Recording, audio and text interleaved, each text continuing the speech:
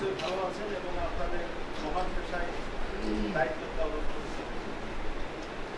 আমি মনিরামপুর থানা বিএনপির আহ্বায়ক অ্যাডভোকেট শহীদ মোহাম্মদ ইকবাল হোসেন গত 9 মে হইতে 12 মে পর্যন্ত চিকিৎসার জন্য দেশের বাইরে ছিলাম। চিকিৎসা শেষে দেশে ফেরার পর জানতে পারলাম যে গত 11 মে দৈনিক কল্যাণ পত্রিকায় আমার বিরুদ্ধে 8 মে অনুষ্ঠিত মনিরামপুর উপজেলা পরিষদ নির্বাচনে একটি সংবাদ করা হয়েছে।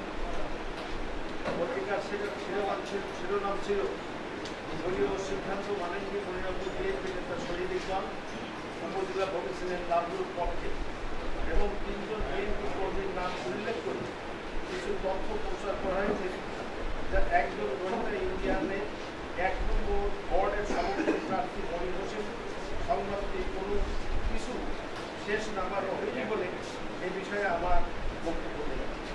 তবে যার নাম উল্লেখ করা হয়েছে তিনি সভাপতি প্রার্থী নন, সদস্য ওয়ার্ডের নির্বাচিত সভাপতি। আরও বলা হয়েছে আমরা নাকি দলীয় সিদ্ধান্ত অমান্য করে এবং আমরা হোসেন লাভের পক্ষে আমি এবং আমার অনুসারীরা ভোট করেছে।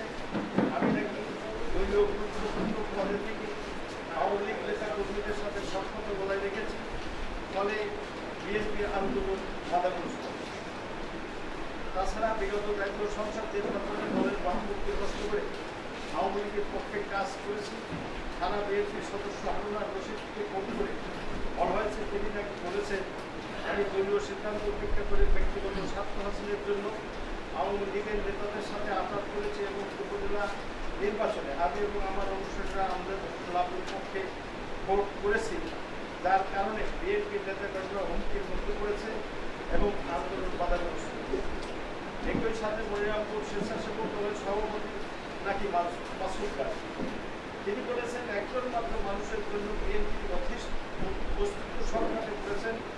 বারবার তিনি বিএনপির সাথে বেইমানি করছেন, কিন্তু তার বিরুদ্ধে জেলা বিএনপি কোনো ব্যবস্থা নিচ্ছে।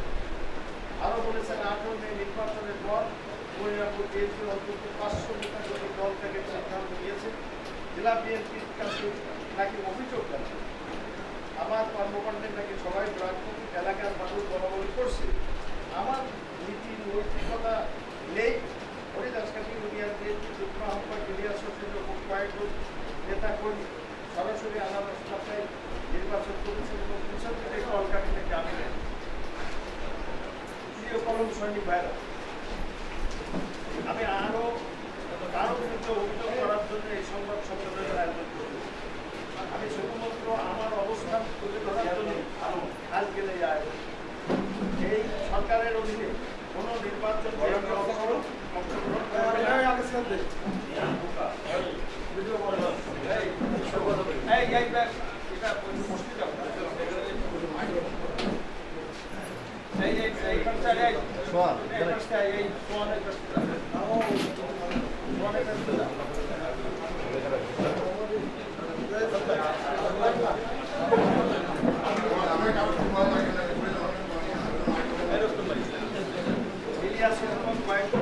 সরাসরি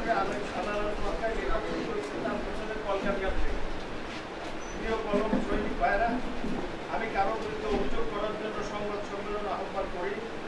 আমি শুধুমাত্র আমার অবস্থান তুলে ধরার জন্য আজকে এই সরকারের অধীনে কোনো নির্বাচনে বিএনপি অংশগ্রহণ করবে না বলে সিদ্ধান্ত নিয়েছে। মনিরামপুর বিএনপির সকল স্তরের কর্মীরা সেটা অকপটে মেনে নিয়ে দলের সিদ্ধান্তের পক্ষে 100% কাজ করছে এবং করবে এ বিষয়ে বিরোধ। আমি 2002 সাল থেকে বিএনপির সভাপতি ছিলাম এবং বর্তমানে থানা বিএনপির আহ্বায়ক। এই দীর্ঘ বছর ধরে কখনো কোনোদিন দলের সিদ্ধান্ত অবমাননা করে কোনো কাজ করতে হয়েছে, যার কারণে আমার উপর অত্যাচার, নির্যাতন, রিপোর্ট, কমপ্লেন, মিথ্যা মামলা হয়েছে। 44টি গাড়ি ও বাড়ি ভাঙচুর হয়েছে কয়েকবার। ব্যবসা প্রতিষ্ঠান ভাঙচুর হয়েছে। ছোট ভাই দুইকে মেরে পা ভেঙে দেওয়া হয়েছে। ছোট ভাই নিস্তার ফারুক সদর ইউনিয়নের 3 বারের চেয়ারম্যান, তার উপর বোমা নিক্ষেপ করে তার দাঁত এবং কান নষ্ট করে দেওয়া হচ্ছে। ছোট ভাই আক্তার ফারুক মিথ্যা মামলার কারণে বাড়ি ছেড়া হয়ে মাঠে ময়দানে নির্ভম অবস্থায় রাতের পর রাত কাটানোর পর হৃদরোগে আক্রান্ত হয়ে মৃত্যুবরণ করেছে। তাছাড়া অন্য দুই ভাই কবির হোসেন, শাহিনুর রহমান একাধিক মিথ্যা মামলায় আসামি হয়ে আদালতের আত্মীয় স্বজনরাও মিথ্যা মামলার পরবর্তী নানা হয়রানির শিকার হয়েছে। এরপরও আমার পরিবার, আমার আত্মীয় স্বজন কেউ কোনোদিন বিএনপি রাজনীতি ছেড়ে যায়নি, ছেড়ে যাওয়ার সম্ভাবনাও নেই এবং যাবো না। প্রিয় ভাইরা, পত্রিকার সম্মানের বিষয়টি যতদূর জানি জানা যায়, হারুন আর রশিদ বিএনপির সদস্য টেলিফোনে জানান যে দৈনিক কল্যাণের কোনো সাংবাদিকের সাথে তার নির্বাচন সম্পর্কে কোনো আলাপ হয়নি। তবে থানা বিএনপির যুগ্ম আহ্বায়ক আসাদুজ্জামান মিন্টুর সাথে টেলিফোনে কথা হয়েছে, জানি না তিনি সাংবাদিক।